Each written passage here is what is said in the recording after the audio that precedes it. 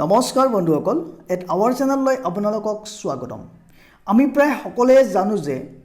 assistant প্ৰফেসৰৰ বাবে apply কৰিবৰ বাবে মোস্ট প্ৰবাবলি আমাৰ দুটা কোৱালিফিকেশন বা এলিজিবিলিটি লাগিবই প্ৰথম এলিজিবিলিটি হল we must be a post graduated we must complete our master degree secondly আমাৰ লাগিব either we have to qualify NET national eligibility test or SLET state level eligibility test জিয়ানক এই ভিডিওটোত মই বিশেষকৈ আলোচনা কৰিম যে SLET commission of north eastern regions issued the notice for application to appear SLAT examination which is going to be conducted in the year of 2022 ইয়াতে মই ডিটেইলছত আলোচনা কৰিম যে নৰ্থ ইষ্ট ৰিজনৰ স্লেট এপিয়াৰ হবৰ বাবে আপোনাৰ কি কোৱালিফিকেশন লাগিব কি এলিজিবিলিটি লাগিব আপুনি কেনেকৈ এপ্লাই কৰিব আপোনাৰ পেপাৰ কেইটা হ'ব আপোনাৰ এক্সাম অফলাইন হ'ব নে অনলাইন হ'ব এই গটেখিনি আমি ডিটেইলছ ইয়াতে ডিসকাশন কৰিম গটিকে যদি আপুনি নৰ্থ ইষ্ট ৰিজনৰ স্লেটত এপিয়াৰ হ'ব বিচাৰিছে আপুনি ভিডিওটো মিছ নকৰিব হেকলৈকে চাব গটিকে আহক প্ৰথমে ইয়াতে চাওক আপোনালোকে slate commission Assam Northeast region has recently released the official notification of state level eligibility test SLAT 2022 interested and eligible candidates may apply online here so yati ki koise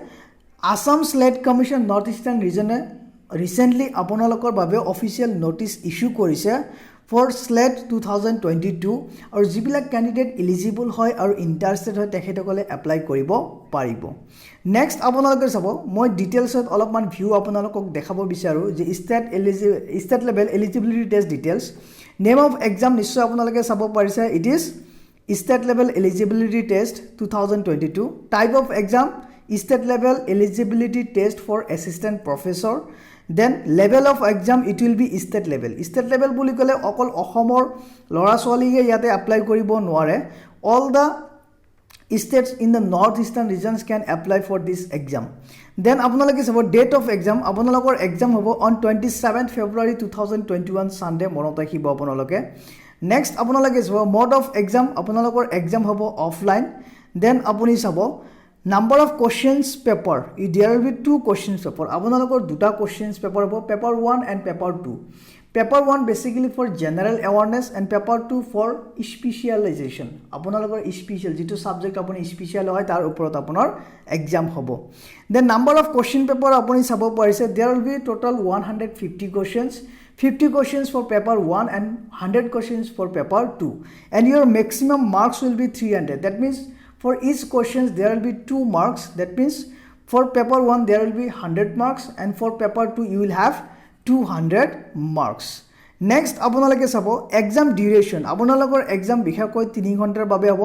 for first paper there will be 1 hour examination for second paper you will have 2 hours examination mode of application আপোনালোকৰ online হ'ব আপুনি online হে apply কৰিব পাৰিব offline apply কৰিব নোৱাৰে then আপোনাৰ যেটো অফিশিয়াল ওয়েবসাইট হয় সেই ওয়েবসাইটটো হল www.sletne.org এটো আপোনাৰ অফিশিয়াল ওয়েবসাইট হয় SLAT Commission of Assam Northeastern Regions okay next আপুনি চাব eligibility criteria of SLAT exam আপুনি যদি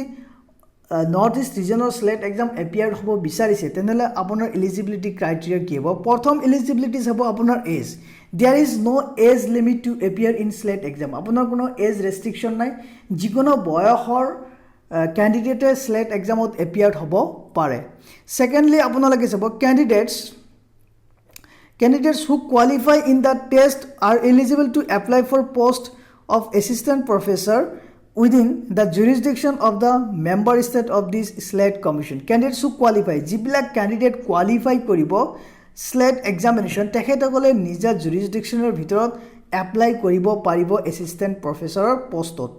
next আপোনালোকে চাব educational qualification চাব ইয়াতে কি কৈছে at least minimum আপোনাৰ 55% marks লাগিব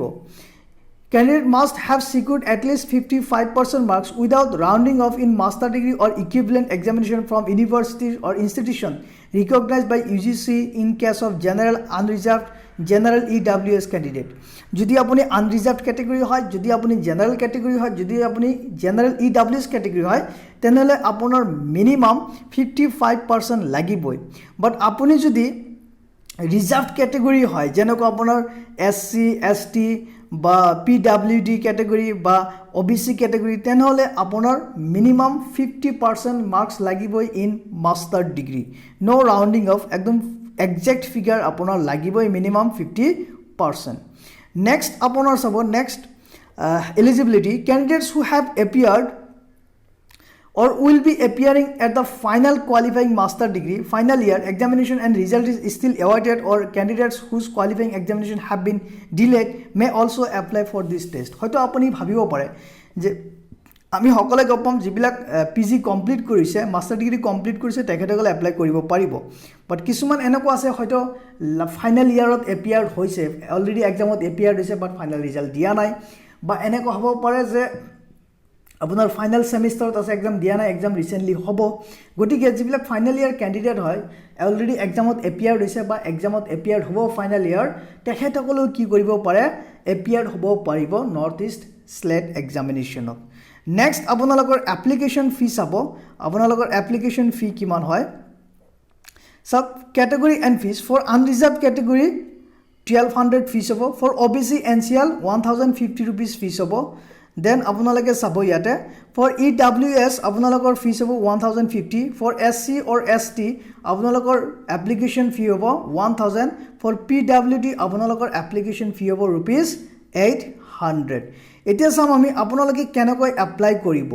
আপোনালোকৰ এপ্লিকেশ্যন ডেট এতিয়াও ষ্টাৰ্ট হোৱা নাই অল পোৰ্টেল এতিয়াও ওপেন হোৱা নাই যে আপুনি এপ্লাই কৰিব যিয়ে নহওক আমি ডিটেইলছত ডিসকাশন কৰিম কেতিয়াৰ পৰা আপোনাৰ